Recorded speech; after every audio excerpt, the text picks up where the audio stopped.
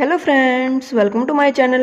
Friends, आज हम discuss करेंगे D plus B PGT math female वाला क्वेश्चन पेपर जो 2021 में आया था 10 जुलाई को। ठीक है फ्रेंड्स, जो इसकी मोस्टली जो वैकेंसी जो भी एग्जाम हम देखने वाले ना वो जुलाई में कंडक्ट हो रखे हैं। इसका प्रिडिक्शन एक फुल वीडियो आएगा आप लोगों के पास कि पीजीटी मैथ का सिलेबस क्या है एंड कैसे रिवाइज करना है, कैसे तैयारी करें, कौन सा टॉपिक इंपॉर्टेंट है, वो एक अलग वीडियो आएगी तो उसमें देखना। अभी हम डिस्कस करते हैं इसके क्वेश्चन। देखो फ्रेंड्स, ये क्वेश्चन है ना, ये नेट में भी आया हुआ है, किसी ईयर में आया मुझे ये नहीं पता, बट ये नेट का क्वेश्चन भी है। तो देखो, लीनियर के कोई क्वेश्चन है ना, ये नहीं है कि ये डी प्लस बी का तो इसी में आएगा, किसी भी एग्जाम में आ सकता है, वो जैम में, नेट में, गेट में, या फिर अदर स्टेट पीजीटी किसी में भी आ सकता है, केवीएस एनवीएस में, है ना। तो चलो स्टार्ट करते हैं। इसमें क्या दिया हुआ है फ्रेंड्स, हमें इसमें दिया हुआ है सपोज द मैट्रिक्स है, एक मैट्रिक्स दे दिया है, has a certain eigenvalue lambda not equal to zero, उसकी कोई आइगन वैल्यू है जो जीरो नहीं है। Which of the following must be an eigen value of A, तो इसने बोल रखा कौन से इसमें से डेफिनेटली एक आइगन वैल्यू होगी। तो देखो फ्रेंड्स, अब इसको कैसे करोगे, अगर आप इसको करेक्टरिस्टिक इक्वेशन से करने लग जाओ, trace of A lambda square minus A11 A22 plus A33 lambda minus determinant of A, इस वाली अप्रोच से करोगे तो फ्रेंड्स ये बहुत ज़्यादा लेंथी हो जाएगा। कैसे होगा लेंथी, क्योंकि फ्रेंड्स यहाँ पे ना नंबरिंग जो दी हुई है वो छोटी नहीं दी हुई है, बहुत बड़ी दी हुई है।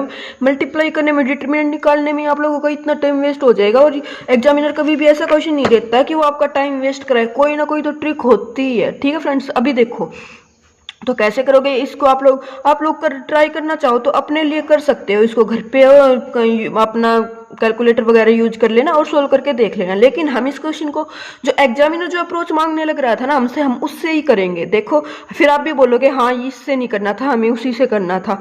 देखो सम ऑफ आइगन वैल्यू क्या होता है, ट्रेस ऑफ ए होता है ना।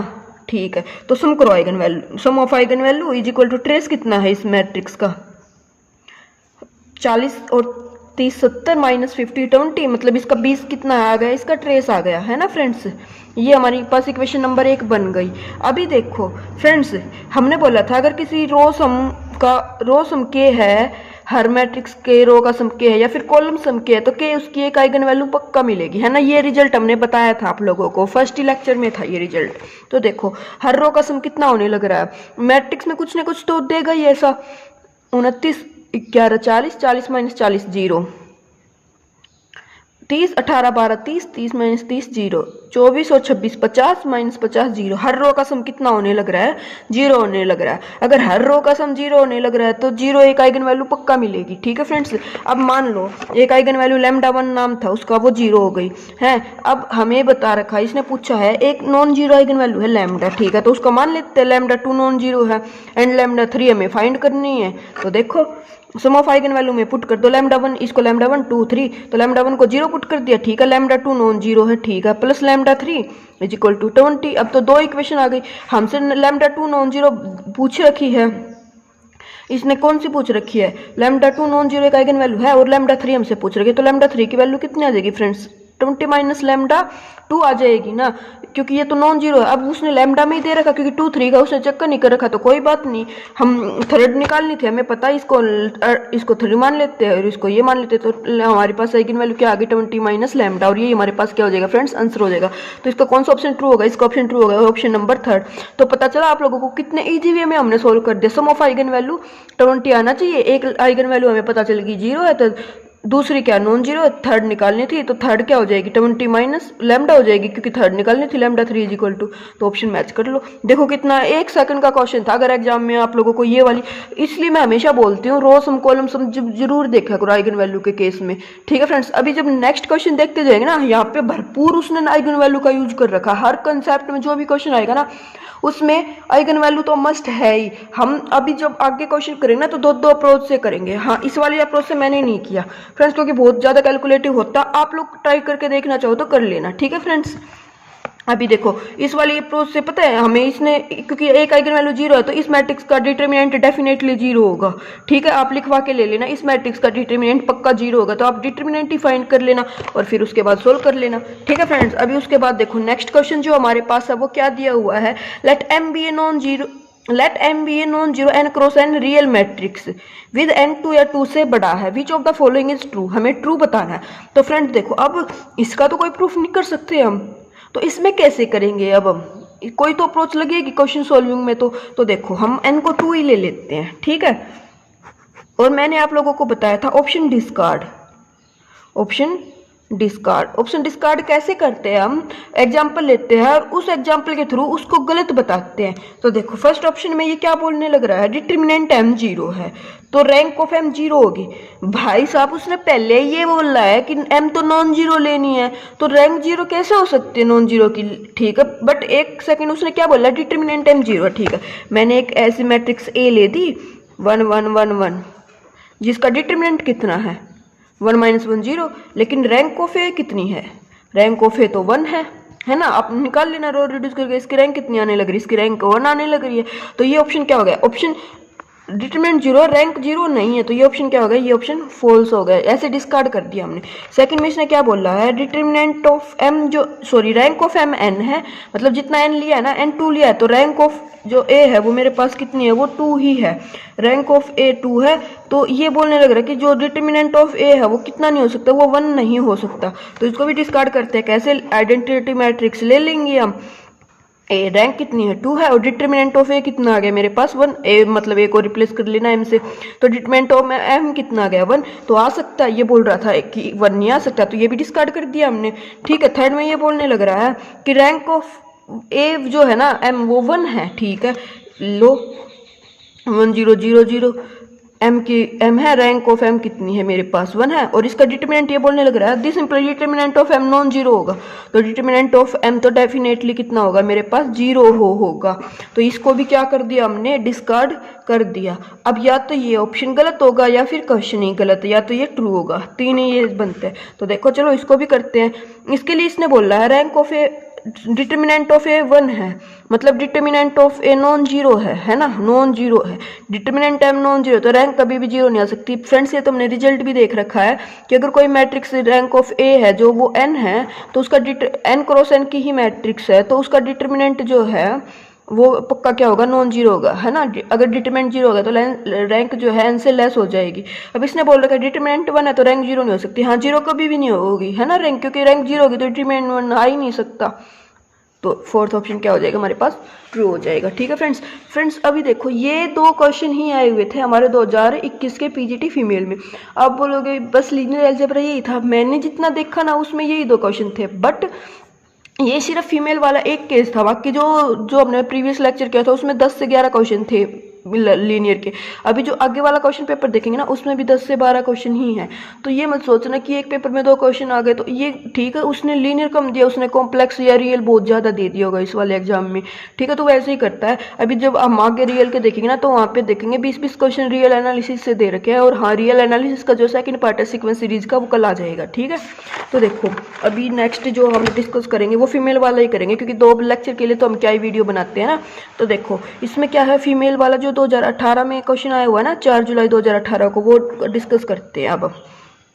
तो देखो इसमें फर्स्ट क्वेश्चन क्या दिया हुआ था, इसमें फर्स्ट क्वेश्चन था हमारे पास द सिस्टम ऑफ इक्वेशन। इसमें system of equation linear equation से दे दिया कंसिस्टेंट इनकंसिस्टेंट। तो देखो क्या पूछने लग रहा है, इसने ये सिस्टम दे दिया ax + by + cz is equal to this bx + cy + az और cx + ay + bz। सबसे पहले तो हम इसकी मैट्रिक्स बना के देख लेंगे। तो चलो ठीक है, हमने मैट्रिक्स बना दी।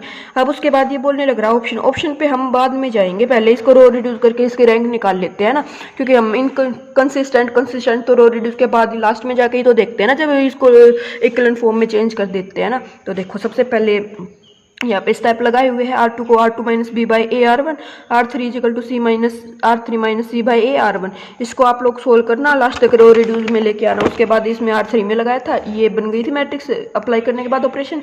उसके बाद ये तो देखो फ्रेंड्स लास्ट में हमारे पास यहाँ पे देखो अब ये ऑपरेशन लगाया था ना जब हमने R3 - a² - bc / ac - b² R2, तो यहाँ पे क्या आएगा और यहाँ पे क्या आएगा ये सोल्व करके दिखा रखा है मैंने यहाँ पे, क्योंकि कैलकुलेटिव पार्ट होने लग रहा था। तो आप लोग इसको देख लेना, ab - c² ऐसे सोल्व किया, स्क्रीनशॉट ले लेना और देख लेना। क्योंकि फ्रेंड्स अभी मैं एक बात बताऊंगी, ये तो मल्टीप्लाई जस्ट सोल्विंग करना था, तो इसको तो आप कर ही सकते हो, है ना, क्योंकि आपको जस्ट एक सॉल्यूशन में नीड चाहिए, ये थोड़ी ना कंप्लीट सॉल्यूशन ही चाहिए। और जो ये यहाँ पे आएगा AP - q - CQ - R में से जब माइनस करेंगे ये दिस, तो इसको यहाँ पे सोल्व कर रखा फ्रेंड्स, ये वाला पार्ट ये ऐसे जो कटेगा उसको काट लेना और लास्ट में ये आ जाएगा। अब AC - b² दोनों के नीचे आएगा, इसको तो फिर R3 पे ऑपरेशन लगा के की मल्टीप्लाई कर देंगे, ये तो कैंसिल ही हो जाएगा। तो देखो फ्रेंड्स ए सी माइनस बी स्क्वायर। अभी हमारे पास जब लास्ट में जब सोल्व किया ना तो ये आ गया हमें ए इंटू 3। तो फ्रेंड्स अब हम जाते हैं, जो ये आ गया ना, अब इसके बाद अब इसको तो रिड्यूस नहीं कर सकते, अब ए बी सी पे कंडीशन चलेगी। वो कंडीशन कैसे चलेगी उसको सोल्व करते हैं। तो देखो सबसे पहले अब हम जाते हैं ऑप्शन पे। ऑप्शन क्या बोलते हैं? ऑप्शन फर्स्ट क्या बोलता है हमारे पास है, consistent if a b c are distinct and a plus b plus c का सम कितना आता हो हमारे पास, 0 आता हो। ठीक है फ्रेंड्स, तो ये क्या हो जाएगा, कंसिस्टेंट हो जाएंगे। तो हम और क्या करेंगे, ऑप्शन डिस्कार्ड करेंगे क्योंकि ए बी सी इस टाइप की इक्वेशन बनने लग रही है। तो लेट ऑप्शन ए के लिए देखते हैं। उसने बोला है ए प्लस बी प्लस सी का सम है ना 0 आने लग रहा है, और ए बी सी क्या है, डिस्टिंक्ट है, मतलब इनमें से कोई भी इक्वल नहीं है। तो देखो लेट कर लिया, a is equal to 1, b is equal to -1, c is equal to 0। First condition satisfy की इन्होंने, a plus b plus c 0, yes जी। अब ये डिस्टिंक्ट भी है, यस। तो देखो इसमें पुट करते हैं, a is equal to 1, b is equal to -1 and c is equal to 0। इसको जब सी में 0 पुट कर देंगे तो 0 हो जाएगा, ये यहाँ पे भी 0 हो जाएगा। A 1 into 3 into 0 0, minus a cube 1 का cube minus -1 cube minus 0 cube divided by a c 0 -1 का स्क्वायर यानी कि -1। ठीक है, अब देखो 1 का क्यूब 1 ही आएगा, तो यहाँ से -1 -1 का क्यूब -1 यानी कि +1। ऊपर से ये कितना हो जाएगा, 0 हो जाएगा। ये 0 हो ही जाएगा, नीचे तो बाय में 1 है तो उससे कोई फर्क पड़ना नहीं हमारा। तो ये कितना होगा, ये 0 हो गया। ठीक है फ्रेंड्स, अब ये 0 हो गया। इसने जस्ट पी क्यू आर पे कोई कंडीशन दी ही नहीं थी हमें, इसने इस पे कंडीशन दी थी। और इसके बाद अगर आप इसमें पुट करके देख लेना ए बी सी इसी एग्जांपल से, तो ये नॉन जीरो ही आएगा क्योंकि पी क्यू आर तो हमारे यहाँ पे बचेगा ही। ठीक है, तो ये इसने क्या बोला था हमें, इसने बोला था consistent a b c are distinct and a plus b plus c 0 हो गए। तो a plus b plus c 0 ले लिए, लेकिन सिस्टम कंसिस्टेंट नहीं आया। क्यों नहीं आया, क्योंकि रैंक ऑफ ए तो यहाँ से कितनी होगी, 2 होगी, और rank of A colon B कितनी होगी हमारे पास, 3। तो जब वो हो जाती है तो ये कंसिस्टेंट नहीं। First discard. सेकंड में बोल inconsistent if e not equal to q not equal to r, inconsistent हो जाएगा। अरे इनकंसिस्टेंट कैसे हो जाएगा, पी क्यू आर इक्वल नहीं है, तो यहाँ पे तो ये ए बी सी पे तो कोई कंडीशन है ही नहीं, तो हम इसको इनकंसिस्टेंट कैसे बोल सकते हैं। A b c non zero हो गए तो कंसिस्टेंट ही रहेंगे क्योंकि rank of A B equal to rank of A, तो ये तो वैसे ही डिस्कार्ड हो गया। पी क्यू आर पे तो हमारी कोई कंडीशन चलनी ही नहीं। क्यों नहीं चलनी फ्रेंड्स, पी क्यू आर पे तो कंडीशन तब जाएगी ना जब इसको सोल्व करेंगे। पहले इस पे कंडीशन नहीं रखी, फर्स्ट ऑप्शन में इस पे थी, हमने डिस्कार्ड कर दिया। सेकंड थर्ड में इस पे कंडीशन है ही नहीं, तो इसको कैसे कर देंगे, तो ट्रू होगा ही नहीं, है ना। क्योंकि पी क्यू आर डिस्टिंक्ट हो भी गई नहीं भी हुए, यहाँ पे 0 बन भी गया तब भी क्या दिक्कत है, यहाँ पे तो नॉन जीरो बनेगा ना। इस पे कंडीशन दे रखी होती तो देखते हम। ठीक है, तो ये सोचने की बात होती है। तो सेकंड ऑप्शन भी डिस्कार्ड हो गया। इसने बोला था पी क्यू आर कंसिस्टेंट होंगे अगर ये इक्वल है तो ये भी कोई जरूरी नहीं है। अब देखो फ्रेंड्स थर्ड वाला case, inconsistent if A is equal to B is equal to C and P Q R distinct. Inconsistent हो जाएगा ये अगर ए बी सी तीनों इक्वल है। तो देखो करते हैं, अब इसने ए बी सी तीनों को इक्वल बोल दिया, ए बी सी इक्वल है तो इसमें ही पुट कर दो, a is equal to b equal to c, a equal to b equal to c. तो ये कितना हो जाएगा, 3a क्यूब हो जाएगा minus a cube minus 3a cube. ये फिर से कितना हो गया, 0 हो गया, है ना। यहाँ पे a बाहर रहेगा लेकिन ये तो 0 हो गया, 0 इंटू कुछ भी करेंगे वो 0 ही हो जाएगा। ठीक है, अब पी क्यू आर डिस्टिंक्ट होते रहे, इसको आप सोल्व कर लेना, सी के प्लेस पे भी ये कर लेना, बी के प्लेस पे भी ये कर लेना, और फिर इसको सोल्व कर लेना, ये नॉन जीरो ही आएगा। और यहाँ पे ये क्या बन गया, 0 बन गया। तो इसका कौन सा ऑप्शन ट्रू हो गया फ्रेंड्स, हमारे पास इसका ऑप्शन नंबर 4 ट्रू हो गया। ठीक है, आई होप आपको ये समझ में आया होगा। थोड़ा कैलकुलेटिव था बट इतना भी कैलकुलेटिव नहीं था कि आप में से ड्रॉ, क्योंकि आपने सिस्टम ऑफ लीनियर इक्वेशन बहुत अच्छे से कर रखा, तो वो कुछ भी दे हमें ऑप्शन के साथ खेलना आना चाहिए फ्रेंड्स, कि उसने क्या पूछ रखा, कैसे सोल्व करे कैसे ना करे। ठीक है, अभी उसके बाद सेकंड क्वेश्चन देखो। सेकंड क्वेश्चन क्या है, पास सेकंड क्वेश्चन था, इसने दे दिया ए हमें एक matrix, if A is equal to beta 2 beta matrix दे दी, एंड ए क्यूब का डिटरमिनेंट इज इक्वल टू 125 है, then the value of beta. तो बीटा की वैल्यू क्या होगी फ्रेंड्स, हमें निकालनी है। दो वे से निकालेंगे, लेकिन उससे पहले जो बच्चे गलती करते हैं वो पता क्या करते हैं, वो इसको ऐसे कर देते हैं, ए का डिटरमिनेंट का क्यूब इजिकल टू 125 का डिटरमिनेंट का क्यूब, है ना। 5 के डिटरमिनेंट का क्यूब, क्यूब से क्यूब कैंसिल कर देते हैं डिटरमिनेंट। अब वो सोचते हैं स्क्वायर में जब हटाते हैं तो प्लस माइनस आता है, तो यहाँ पे भी प्लस माइनस 5 आ जाएगा, वो प्लस माइनस 5 को क्या करते हैं, राइट कर देते हैं। ये अप्रोच नहीं फ्रेंड्स, क्यों नहीं है वो, अब इतने तो आप समझदार हो कि कब हम डिटरमिनेंट के जो क्वांटिटी वो बाहर लेके आते हैं, इवन पे और ओड पे नहीं लेके आते हैं। ठीक है फ्रेंड्स, अभी देखो, और गलत भी क्यों हो जाएगी, अभी आगे देखते हैं सोल्विंग का। एक तो क्या है, दो में से करेंगे, ये सेकंड मेथड है, ये फर्स्ट मेथड है, जो भी आपको अच्छा लगे ना उससे आप ट्राई कर लेना। देखो ए था, ए स्क्वायर निकाला, ए क्यूब निकाला, ए क्यूब निकाल लेंगे तो हमारे पास ये आ जाएगा, निकाल के देख लेना आप लोग। ठीक है, अब ए क्यूब का डिटरमिनेंट निकालना तो इस मैट्रिक्स का डिटरमिनेंट निकाल लेंगे, इसको सोल्व करेंगे, बी क्यूब प्लस 12 इसका करेंगे तो ये b6 हो जाएगा, LB4 plus 12b4 plus 144 B square, इसको सोल्व कर दिया, इसको सोल्व करेंगे तो मतलब लास्ट में जब आप सोल्व करोगे तो ये वाली इक्वेशन आ जाएगी फ्रेंड्स हमें। अब आप बोलोगे 189 कैसे आया फ्रेंड्स, यहाँ पे कुछ ना 64 समथिंग लाइक डैट ऐसा आएगा, -64। ठीक है, जब -64 यहाँ पे होगा, जब ये 125 इस साइड है ना, क्योंकि डिटरमिनेंट ऑफ ए इसने दे रखा है खुद से गिवन हमें, ए क्यूब का डिटरमिनेंट 125 है, तो यहाँ पे जब 125 को इस साइड लेके आएंगे ना तब ये 189 बनेगा। ठीक है, अब इसके फैक्टर बनते हैं तो आपसे बना लो, 6 क्वाड्रेटिक इक्वेशन आने लग रही है, इनफैक्ट कैसे बनाओगे अब आप लोग, बहुत थोड़ा डिफिकल्ट है ना बनाना, तो हम क्या करेंगे, हिट एंड ट्रायल मेथड देख रखा है। अब ऑप्शन तो इन्हीं में से कुछ हो गया, या क्वेश्चन गलत होगा, है ना। अगर आप लोगों ने ये वाली वैल्यू ठीक से निकाल ली है तो या तो ऑप्शन गलत हो गया। अब देखो 1 पुट किया हमने, 1 पुट किया तो 1 - 12 प्लस 48 - 189 जीरो नहीं हुआ। सेम अब मैं 2 पुट करके देख लो, 2 करके देख लेना आप लोग, मैं सीधा 3 पुट करती हूँ। 3 पुट किया तो 3 की पावर 6 - 12 इंटू 3 की power 4 plus 48 into 3 square is equal to, हमें ये इस साइड ले गए 189 आना चाहिए। तो देखो इसमें से 3 का स्क्वायर सबसे पहले कॉमन आने लग रहा था, तो 3 स्क्वायर कॉमन ले लिया, 3 की पावर 4 माइनस 12 को क्या लिख दिया, 3 इंटू 4 इंटू 3 स्क्वायर कॉमन ले लिया तो 3 स्क्वायर ही बचेगा, प्लस 48 को क्या लिख दिया, 3 इंटू 4 स्क्वायर। ठीक है, 3 स्क्वायर तो कॉमन ही ले था 189। अब इसमें से फिर से 3 कॉमन आने लग रहा है, तो 3 cube is equal to 3 cube minus 36 plus 16। क्यों लिया फ्रेंड्स हमने ये कॉमन, क्योंकि ना पावर 6 तक जाना 343 इस टाइप से करते तो वो थोड़ा डिफिकल्ट बन जाता है, इसलिए हमने इजी बना लिया कॉमन लेके। अब 3 क्यूब है तो 3 3 होते 27 माइनस 36 जमा 16, 27 और 16 कितना हो जाता है 43 में से 36 सब्ट्रैक्ट करेंगे तो 7 ही बचेगा, इंटू 3 क्यूब इजिकल टू 189। अब देखो 3 3 होते 27 इंटू 7 इजिकल टू 189, कर लो 189 इजिकल टू 189। सिमिलरली हमारा -3 के लिए भी ट्रू हो जाएगी, जब -3 पुट करेंगे तब भी कंडीशन होल्ड हो जाएगी। तो ये तो था हमारा ऐसे जनरल वे, जब ए क्यूब निकाला, ए क्यूब का डिटरमिनेंट निकाला और फिर इसको कंडीशन के इक्वल 125 के इक्वल पुट कर दिया और तब बीटा की वैल्यू हिट एंड ट्रायल से निकाल ली।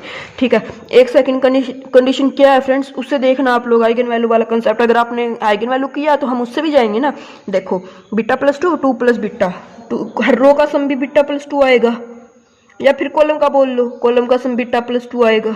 ठीक है, अभी देखो if eigen value of A are lambda 1 lambda 2 then eigen value of A cube are lambda. अगर देखो आइगन वैल्यू ऑफ ए हमने रिजल्ट पढ़ा था फ्रेंड्स, ए की आइगन वैल्यू अगर लैम्डा 1 लैम्डा 2 है तो ए स्क्वायर की आइगन वैल्यू हो जाती है लैम्डा 1 स्क्वायर लैम्डा 2 स्क्वायर। ए क्यूब की आइगन वैल्यू हो जाएगी लैम्डा 1 क्यूब लैम्डा 2 क्यूब, है ना। तो ए क्यूब की आइगन वैल्यू हो जाएगी लैम्डा 1 क्यूब लैम्डा 2 क्यूब, है ना। अभी देखो जो ये मैट्रिक्स थी ना, इसको वो निकाल लेते हैं हम, क्या निकाल लेते हैं, इसकी आइगन वैल्यू निकाल लेते हैं। कैसे, कैरेक्टरिस्टिक इक्वेशन से। इसकी कैरेक्टरिस्टिक इक्वेशन बनाई तो वो क्या आ जाएगी, lambda square minus 2 beta lambda plus beta square minus 4, है ना। ये इसकी क्या आ जाएगी, कैरेक्टरिस्टिक इक्वेशन आ जाएगी, क्वाड्रेटिक फॉर्म में आ गई। तो इसको तो हम डिस्क्रिमिनेंट से निकाल सकते हैं, इसके रूट, तो इसके 2 रूट आ गए friends, beta plus 2 beta minus 2। तो देखो मैंने बोला था ना एक आइगन वैल्यू बीटा प्लस 2 पक्का होगी, तो एक आइगन वैल्यू बीटा प्लस 2 आ गई, एक बीटा माइनस 2 आ गई। अब एक आइगन वैल्यू कितनी आ गई, बीटा प्लस 2 बीटा माइनस 2। ए क्यूब की कितनी आइगन वैल्यू हो जाएगी, beta plus 2 cube beta minus 2 cube. अब डिटर्मिनेंट पूछ रखा था ना, डिटर्मिनेंट ऑफ ए क्यूब कितना हो जाता, प्रोडक्ट ऑफ आइगन वैल्यू, तो इनके आइगन वैल्यू की प्रोडक्ट करेंगे 125 तो दे रखा था उसने, बीटा प्लस 2 का cube equal to beta into करेंगे ना प्रोडक्ट बीटा माइनस 2 क्यूब। अब देखो फ्रेंड्स यहाँ पे जब हम पुट करने लग रहे थे ना तो थोड़ा डिफिकल्ट था, मैंने ये अप्रोच क्यों लगाई है। अब देखो बीटा को डायरेक्ट 3 पुट करेंगे ना तो 3 + 2 5 क्यूब 125 होता है, 3 - 2 करेंगे तो 1 का क्यूब तो 1 ही होता है, तो 125 इक्वल टू 125 आ गया ना हमारे पास। इसलिए मैंने ये वाली अप्रोच भी आप लोगों को बताना जरूरी समझा, क्योंकि इसमें जब ये मल्टीप्लाई करके बीटा 6 ऐसे निकालने लग रहे थे ना, और यहाँ पे हमें डायरेक्ट फैक्टर, यहाँ पे हमें फैक्टर नहीं पता चलने लग रहे थे फ्रेंड्स, लेकिन यहाँ पे हमें क्या मिल गए, फैक्टर मिल गए। आई होप आपको ये वाला कंसेप्ट समझ में आएगा कि फैक्टर हमें कैसे मिले है ना, कि प्रोडक्ट ऑफ आइगन वैल्यू होती है और यहाँ से +-3 आ गई। -3 पुट करोगे, -3 के लिए कैसे ट्रू होगा फ्रेंड्स, से -3 + 2 करेंगे तो -1 का क्यूब, और -3 × -5 करेंगे तो -5 क्यूब, -1 का क्यूब -1 होता, -1 का क्यूब -1 होता, तो 1 -1 × -1 1 करके तब 5 क्यूब आ जाएगा, फिर कैंसिल हो जाएगा ये, है ना, इक्वल आ जाएंगे। आई होप आपको ये क्वेश्चन बहुत अच्छा लगा होगा दोनों मेथड से। आपको जिस भी मेथड से समझ में आता है आप उससे ट्राई कर लेना, बट मैं प्रेफर करूंगी ये वाला मेथड, क्योंकि इसमें जस्ट आइगन वैल्यू का यूज था। ए की आइगन वैल्यू निकालते ही ए क्यूब की तो उनका क्यूब ही हो जाता है, और product of eigen value determinant of A के इक्वल होता है, वो निकाल दिया हमने। अभी उसके बाद देखो नेक्स्ट क्वेश्चन में भी हम दो मेथड से ही करेंगे। एक फर्स्ट मेथड है जनरल मेथड और एक सेकंड मेथड जो हम अप्लाई करेंगे ट्रिकी वाला, क्योंकि एग्जाम में तो हमें ज़्यादा से ज़्यादा टाइम बचाना होता है ना। तो देखो पी ये मैट्रिक्स देती और p-3 की वैल्यू पूछ रही है, p-3 की वैल्यू क्या होगी। फ्रेंड्स देखो सबसे पहले तो ये अपर ट्रायंगुलर मैट्रिक्स है, इसकी आइगन वैल्यू कितनी हो जाएगी 3 और 1 हो जाएगी। ठीक है, ये केस समझ में आया। ओके 3 और 1 आइगन वैल्यू किसकी हो जाएगी, p की हो जाएगी। इनका यूज कैसे करेंगे फ्रेंड्स वो मैं बताऊंगी आप लोगों को। पहले हम एक मेथड अपना जो जिससे करते हैं उससे देखते हैं। p ये है, p स्क्वायर निकाला ये आ जाएगा, p क्यूब निकाला ये आ जाएगा। अब देखो फ्रेंड्स p क्यूब p-3 को हम क्या लिख सकते हैं, p क्यूब की इंटू -3 है ना। अभी देखो p क्यूब का -3 ये इनवर्स ही तो हो गया ना। अब p क्यूब को एक नाम a दे दो, a की पर -1 क्या हो जाता है, a इनवर्स ही हो जाता है ना फ्रेंड्स। तो p क्यूब का इनवर्स निकालेंगे तो adjoint of p cube by determinant of p cube का डिटरमिनेंट यहाँ से कितना आ जाएगा 27 आ जाएगा। एडजॉइंट में क्या हो जाता है, ये रिवर्स हो जाते हैं, इनके आगे साइन नेगेटिव हो जाता है। तो 127 -26 और 0 डिटरमिनेंट कितना 1/27। तो इससे ऑप्शन कौन सा ट्रू हो गया हमारा, इससे ऑप्शन नंबर ट्रू हो गया हमारे पास थर्ड है ना, थर्ड वाला ऑप्शन ट्रू हो गया। अभी देखो फ्रेंड्स इसमें सेकंड मेथड क्या है हमारे पास, सेकंड मेथड है λ1 λ2 आइगन वैल्यू थी 3 और 1, p क्यूब की आइगन वैल्यू कितनी हो जाएगी 3 क्यूब 1 क्यूब यानी कि 27 और 1। अब हमें रिजल्ट पता ही, eigen value of a are λ1 λ2 then eigen value of a inverse are 1/λ1 1/λ2 है ना। तो आइगन वैल्यू 1/λ1 करेंगे तो 1/p क्यूब की आइगन वैल्यू कितनी हो जाएगी, p क्यूब की आइगन वैल्यू कितनी हो जाएगी 1/p λ1 का क्यूब और 1/λ2 क्यूब है ना। अगर डिटरमिनेंट नॉन जीरो, इनवर्स के लिए ये डिटरमिनेंट नॉन जीरो होना चाहिए, क्योंकि डिटरमिनेंट अगर जीरो हो जाता है तो वो डिफाइंड नहीं होता। तो यहाँ पे तो 3 और 1 है, नॉन जीरो ये आइगन वैल्यू है। तो 1/27 और 1/27 और 1 आइगन वैल्यू आएगी। अब 1/27 और 1 आइगन वैल्यू आएगी तो वो किससे आने लग रही है फ्रेंड्स, ऑप्शन से देख लो। इसमें जब डिवाइड करेंगे तो 1/27 और 1 इसी से आने लग रही है। यहाँ से करेंगे 1/27 और -1 आई, यहाँ से -1/27 -1। तो एक यही ऑप्शन था जिससे हमारी क्या आइगन वैल्यू आने लगी थी 1/27 और 1। तो आई होप आप लोगों को ये वाला कंसेप्ट समझ में आया होगा। ठीक है फ्रेंड्स, दोनों देखो इसमें भी कोई दिक्कत नहीं थी, बट इसमें क्या है हमें मैट्रिक्स की मल्टीप्लिकेशन करनी थी। इसमें डायरेक्ट 2-3 रिजल्ट हमें पता है तो हम वो अप्लाई कर सकते हैं, चॉइस आपकी कैसे भी करो। ठीक है, अभी उसके बाद नेक्स्ट क्वेश्चन देखो। नेक्स्ट क्वेश्चन में क्या बोल रखा है फ्रेंड्स, हमें इसने बोल रखा है identify that the function t from r square to r square are defined below not linear. अब लीनियर ट्रांसफॉर्मेशन जब हमने किया था तो मैंने वहाँ पे आप लोगों को कुछ प्रॉपर्टी बताई थी फ्रेंड्स, है ना, याद आ रहा है आपको, कुछ मैंने आपको प्रॉपर्टी बताई थी। वो प्रॉपर्टीज क्या थी, अगर मोड x दे दिया तो वो भी LT नहीं होता है, x स्क्वायर दे दिया या x प्लस a होता है ये LT नहीं होते हैं। तो यहाँ पे डायरेक्ट रिजल्ट अप्लाई करते हैं। txy equal to 0 y yes, txy equal to x 0 yes, txy equal to y x yes, txy equal to x y square. अब मैंने बता दिया था यहाँ पे भी स्क्वायर आ जाता है वो LT नहीं होता, तो ये ऑप्शन हमारा क्या हो जाएगा ट्रू हो गया। इसने नोट LT पूछा था। ठीक है फ्रेंड्स, अब ये तो था।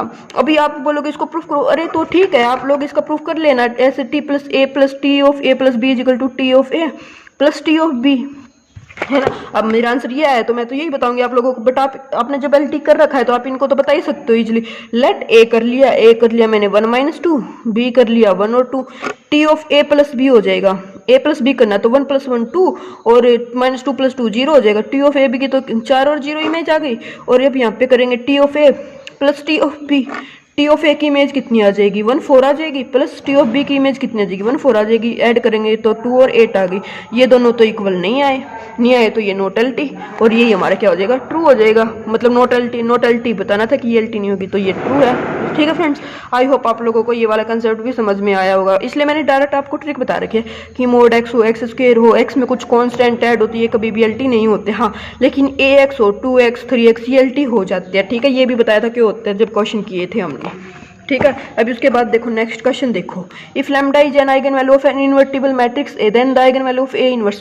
फ्रेंड्स अभी प्रीवियस 2 क्वेश्चन में करके आए हैं। मैंने बोला था अगर लैम्डा इन्वर्टिबल है मतलब determinant of A non zero है तो ए इनवर्स की आइगन वैल्यू हो जाती है 1/λ1।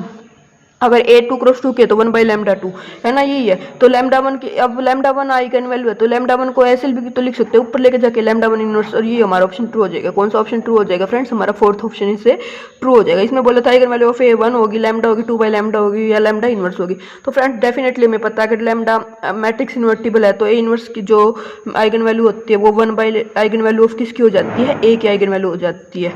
ठीक है, 1 eigen value of A lambda थी तो लैम्डा ए इनवर्स की आइगन वैल्यू हो जाएगी लैम्डा 1 का इनवर्स। ठीक है, आई होप आपको ये समझ में आया होगा। अब उसके बाद एक और क्वेश्चनलिटी से दिया हुआ, उसमें क्या दिया हुआ friends, let T be a linear operator और R cube defined by this, then the matrix T related to the standard basis is R3।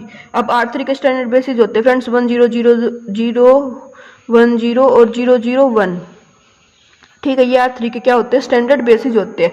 अभी देखो निकाल लोगे तब भी वही आएगा, ए निकाल लेंगे, A 1 0 0 plus B 0 1 0 plus C 0 0 1 is equal to x y z निकाल लेंगे। पहले इनकी इमेज निकालेंगे, 1 0 0 की 1 0 0 आ जाएगी, 0 1 0 की 0 -1 0 आ जाएगी, और 0 0 1 की 0 0 1 ही आ जाएगी। ठीक है, लेकिन मैंने आप लोगों को एक रिजल्ट भी बताया था, जब दोनों साइड स्टैंडर्ड बेसिस दे रखे हो तो उनको कैसे लिख देते हैं हम, उनको कॉलम वाइज लिख देते हैं ना। अब आप लोग तो पहले ही कॉलम वाइज है तो कोई बात नहीं, कॉलम वाइज है तब भी हमारा आंसर चेंज नहीं होगा। जो स्टैंडर्ड बेसिस की जो इमेज आती है उनको क्या लिख देते हैं, कॉलम वाइज लिख देते हैं। मतलब जो 1 1 0 की इमेज आई है वो 1 1 0 ही आई है ना, तो फर्स्ट कॉलम जो है ना वो 1 1 0 होगा, तो इसमें 1 1 0 नहीं है, इसमें -1 0 0 है, नहीं 1 0 0 इसमें है, 1 0 0 इसमें है, तो 1 0 0 की इमेज 1 0 0 ही आनी थी, तो ये होगा या ये होगा, ये तो दोनों डिस्कार्ड हो गए। अब 0 1 0 की इमेज आएगी 0 -1 0 0, यहाँ पे -1 नहीं है, यहाँ पे -1 है, तो ये ट्रू हो जाएगा हमारे पास। ठीक है फ्रेंड्स, अगर आप इस अप्रोच से करोगे तब भी हमारा आंसर सेम ही आएगा, लेकिन हमें डायरेक्ट शॉर्ट ट्रिक अप्लाई करनी होती है, टाइम बचाना होता है, तो क्या करेंगे, डायरेक्ट स्टैंडर्ड बेसिस थे तो कॉलम वाइज हमने क्या कर दी, इमेज पुट कर दी। ठीक है फ्रेंड्स, अभी उसके बाद देखो नेक्स्ट क्वेश्चन क्या है हमारे पास। नेक्स्ट क्वेश्चन ये है फ्रेंड्स हमारे पास, इसमें बोल रखा है which of the following subset के of a vector space R square is not a basis. Basis नहीं बताने, किसके नहीं बताने, आर स्क्वायर के नहीं बताने। तो देखो जब मैंने बताया था आप लोगों को बेसिस चेक करने, तो उसके लिए क्या होना चाहिए, वो LI होना चाहिए और स्पैनिंग सेट होना चाहिए। अब डायमेंशन दे दिए तो हम उसका LI LD चेक कर लेते हैं, स्पैनिंग सेट चेक नहीं करते। डायमेंशन डायरेक्ट आर स्क्वायर की कितनी हो जाती है, 2 हो जाती है ना। तो देखो फर्स्ट देखेंगे, अब हम फर्स्ट को चेक किया तो LI LD कैसे चेक करते हैं, मैट्रिक्स को कॉलम को रो वाइज लिखो, मतलब जो वेक्टर दे उनको रो वाइज लिखो या कॉलम वाइज लिखो, उसकी रैंक जो है 2 आई, नंबर ऑफ कॉलम भी 2 थे, यस ये क्या हो गए, LI हो गए। ठीक है, 2 के लिए इसके कॉलम वेक्टर कितने थे, 3, रैंक ज्यादा से ज्यादा कितने आ सकते हैं, 2, तो ये LI नहीं होंगे। सेम इसकी रैंक निकाली, इसकी रैंक 2 आ गई, 2 आ गई तो ये LI हो जाएंगे, इसकी रैंक भी 2 आ गई तो ये भी क्या हो जाएंगे, LI हो जाएंगे। अब हमसे पूछा क्या था, नोट बेसिस, नोट बेसिस, तो नोट बेसिस किसकी, इसकी रैंक कितनी है, इसकी रैंक तो जो है वो 2 आई है हमारे पास, लेकिन ये नंबर ऑफ वेक्टर के इक्वल नहीं है। नंबर ऑफ वेक्टर कितने थे, 1 2 3, तो नंबर ऑफ वेक्टर 3 थे, रैंक 2 आ गई, तो ये LI नहीं होंगे, तो ये हमारा क्या हो जाएगा, नोट ट्रू। नोट ट्रू तो मतलब आंसर ये ट्रू हो जाएगा। ठीक है फ्रेंड्स, उसने जस्ट क्या पूछा था, कौन सा बेसिस नहीं होगा, तो बेसिस ना होने के लिए वो LI LD चेक कर लिया, क्योंकि डायमेंशन तो हमें दे रखी थी। अब डायमेंशन दे रखी होती तो हम स्पैनिंग सेट चेक नहीं करते, क्यों नहीं कर चेक करते, जब हमने क्लास लेक्चर किए थे वहाँ पे हमने डिस्कस किया था। आई होप आप लोगों के लिए सेशन अच्छा जाने लग रहा। अभी उसके बाद नेक्स्ट क्वेश्चन देखो, नेक्स्ट क्वेश्चन में फ्रेंड्स क्या है हमारे पास, इसमें दिया हुआ है TR² से R5 एक मैट्रिक्स है, LT है, and dimension RT they the, range space की डायमेंशन दे दी 2, नल स्पेस की डायमेंशन पूछी है। तो फ्रेंड्स सबसे पहले तो हम मैट्रिक्स देखते हैं। TR4 से R5 है, तो मैंने बताया था अगर T R की पावर M से R की पावर N जाने लग रहा है तो T जो मैट्रिक्स बनते हैं वो N क्रॉस M बनती है, पीछे वाले से आगे वाली बनती है। तो 4 से 5 जाने लग रहा है तो 5 क्रॉस 4 की मैट्रिक्स बनेगी है, और अब 5 क्रॉस 4 की मैट्रिक्स बनेगी तो रैंक ऑफ ए 4 या 4 से इक्वल, 4 या 4 से लेस होगी, है ना। नंबर ऑफ कॉलम से तो लेस ही होती है ना, रैंक मिनिमम, रैंक जो होती है रैंक ऑफ T वो मिनिमम होती है M और N का, less than equal to minimum of M और N। 4 और 5 का मिनिमम क्या है, 4, तो 4 या 4 से कम होगी। अब देखो उसने रेंज स्पेस की जो डायमेंशन होती है वो रैंक ही होती है, तो उसने रैंक ऑफ 2 दे दी, तो नलिटी की पूछ रखी है। तो रैंक नलिटी थ्योरम में पता है, rank of A plus nullity of A equal to क्या होता है, नंबर ऑफ कॉलम होता है। रैंक 2 दे दी, नलिटी निकालनी है equal to number of column कितनी है। 5 क्रॉस 4 की मैट्रिक्स में नंबर ऑफ कॉलम तो पीछे वाले ही होते हैं, तो 4 ही हो गए, तो नलिटी ऑफ ए जो कितनी आ गई, 2 आ गई, तो 2 + 2 करके तो 4 आएगा। तो कौन सा ऑप्शन ट्रू हो गया फ्रेंड्स हमारे पास, इसमें सेकंड ऑप्शन क्या हो गया, ट्रू हो गया। फ्रेंड्स इसमें क्या यूज किया हमने, रैंक नलिटी थ्योरम का यूज किया है। और जो नेक्स्ट क्वेश्चन है उसमें तो उसने डायरेक्ट रैंक नलिटी थ्योरम ही पूछ लिया हमसे। If A is M cross N matrix, then which of the following is true? Rank of A plus nullity of A is equal to M. M cross N की होती है तो number of column के equal होते हैं, तो N rank of A plus nullity of A equal to N, second option क्या हो जाएगा, ट्रू हो जाएगा। N या N से M ये तो कोई रिजल्ट होते ही नहीं है। ठीक है, M और N में आपको पता होना चाहिए कि नंबर ऑफ कॉलम के इक्वल होते हैं। M क्रॉस N की मैट्रिक्स में नंबर ऑफ कॉलम कितने होंगे, N होंगे, इसलिए उसने M और N दोनों दिए थे मैं बच्चे को थोड़ा पागल बनाने के लिए कि वो M लगा दे, है ना। तो ये क्वेश्चन थे जो हमारे PGT मैथ फीमेल में 2018 में आए हुए थे। ठीक है फ्रेंड्स, अब कल वाली लेक्चर में या परसों वाला जो भी लेक्चर होगा हमारा, क्योंकि कल तो सीक्वेंस सीरीज का आएगा, परसों वाले में हम फीमेल 2018 वाले क्वेश्चन करेंगे, उसके बाद कॉम्प्लेक्स एनालिसिस की सीरीज स्टार्ट कर देंगे, क्योंकि DSSS फ्रेंड्स वैकेंसी आने वाली है, बहुत जल्द आने वाली, तो आप अपनी तैयारी कर दो। ये 9 क्वेश्चन हमारे आए थे 2018 में, और जो 2 क्वेश्चन थे वो 2021 वाले में सबसे पहले डिस्कस कर लिए थे। आई होप आपको लिए ये लेक्चर अच्छा होगा। अगर आपको थोड़ी सी भी वीडियो से हेल्प मिली और आपको अच्छा लगा कंटेंट, तो और चैनल को सब्सक्राइब नहीं किया तो चैनल को सब्सक्राइब कर दो, और फ्रेंड्स इस चैनल को अपने फ्रेंड्स के साथ भी शेयर किया करो, सपोर्ट करो। Thank you.